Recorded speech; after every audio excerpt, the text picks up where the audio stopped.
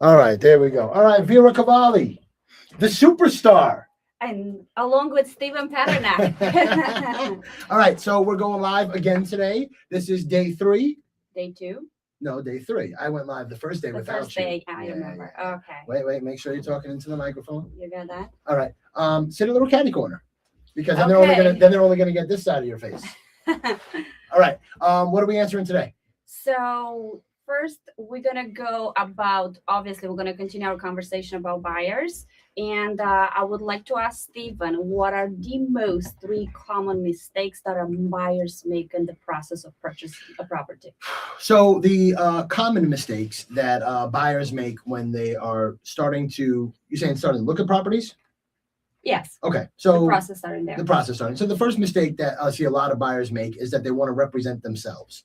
There are 3 contracts that govern every single real estate transaction, or should govern every real estate transaction. There is the listing agent, who has a representation agreement with the seller. Mm-hmm. There is the buyer's agent, who has a representation agreement with the buyer. And then there is the sales contract between the buyer and the seller. Now, that sales contract is meant to echo the terms that are negotiated by the listing agent and the buyer's agent. What I see a lot of buyers doing is they say, well, you know what, now that the laws changed, I don't want to pay a fee. It could be 1%, 2%, whatever it may be, and that could be a lot of money. So what I always say back to them is I say, listen, the problem is that you're dealing directly with a listing agent that is there, and their sole job is to represent the seller and their best interest. Now, in rare cases, you will see what's called a dual agency, and that dual agency allows the listing agent to represent both parties. I personally don't like getting involved with that, because I feel like, how can you be loyal to 2 different people? Correct. So that's the first mistake, is not hiring representation. The second mistake I see buyers doing is not researching the communities that they're buying in. Oh, I want to move up to Westchester County. Great. What towns? Oh, I want to go where the schools are nice. And then I go and we show them houses, and they're like, oh, this is nowhere near the transportation for me to get to the city. This is nowhere near shopping. This is nowhere near where my kids play baseball, or whatever the case may be. So they don't research the communities enough. And those are just 2 common mistakes that I see. And a third one? A third mistake I see buyers making is I see them not understanding the process, right? Like, there is so many different people and moving parts in a transaction that they think that once they find the house, that's it. No, in a typical transaction, you have a buyer's agent, you have a seller's agent, you have a bank loan officer, you have 3 attorneys, 1 for each client plus the bank attorney. Then you have a title representative, you have a title attorney. If you're buying a co-op or a condo, you're dealing with the management company, you're dealing with the board, you're dealing with so many different people. You have an appraiser, you have an inspector, you have so many different moving parts that they don't really understand how all of these things work. And they want to try to manage it themselves instead of just trusting the people that they had hired to manage it. So just not understanding the process. And it's a pretty linear process. Once you have your offer accepted, at that point, you do inspection. After inspection, you do contract negotiations. After contract is signed, then the loan process really starts. You have the appraisal, you have the underwriting, you have the final walkthrough, you have clear to close, and then you close. That's just a clean path, but just not understanding step 1, 2, 3, 4, 5. So that way, when step 5 comes up, you're like, well, I don't even know what this is. Or they don't even know what's the next step in the process. Very true. Yes. Yeah. So those are the common mistakes that I see from buyers. Yeah. How about you? What kind of mistakes do you see? Frequently it happens that, like I was mentioned, they don't know what's next step in the process, and having a real estate agent that can guide them through the process and show them exactly what they have to do, going for them behind the scenes just to get the information that probably on their own they wouldn't be able to. I think it's very valuable.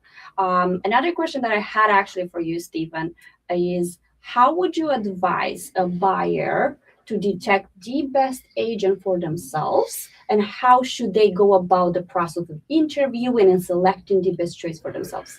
So we talked about this a little bit the other day, but just to reiterate, if somebody is looking for a realtor, what I would say is start with maybe people that you know. So start with maybe if you know anybody who's a real estate agent, even if they're a real estate agent in another town or another city or state, just reach out to them first. Maybe they might know somebody that they could recommend. If after that, then what you want to do is you want to talk to the realtor that they recommend. And if you can't find somebody or a recommendation, then what I would do is I would look up top real estate agents in whatever town you're looking in, and then look at their Google reviews. I would also give them a call and I would say, hey, I'd like to interview you to be my representative. And I would ask them a series of questions. I would ask them how many times they have bought and sold or represented somebody buying or selling in the past 6 months. Right. I would ask them for references of people that they've actually spoken to that can go even deeper than the Google reviews. And I would ask them for what their process looks like.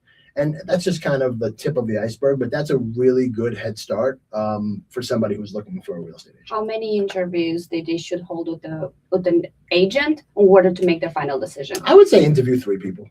3 people. And a lot of times you're going to just get a gut feeling for who Pretty much. you work with, right? Like, for example, Vera, your personality is not the same as mine. Absolutely not. You work with clients differently than I work with clients. Absolutely. I attract a certain type of client. You attract a certain type of client. So a lot of it is just a gut feeling. And as long as all the other boxes are checked and you get a good feeling from that person, then I think that you're in safe hands. Yes, and who you gravitate more towards. Of course. And you feel like you speak on the same language and on the same level where they understand each parties. Yep, of course.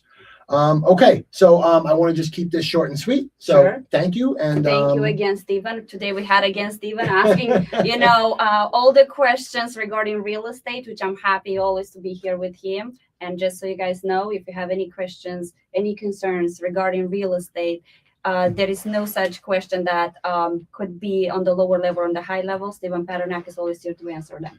In other words, there's no such thing as a stupid question. Yeah, I just didn't want to say that word. That was all. There's no such question as a stupid question. So if you guys have questions, things you want to know about, then just drop them in the comments here or send me a DM.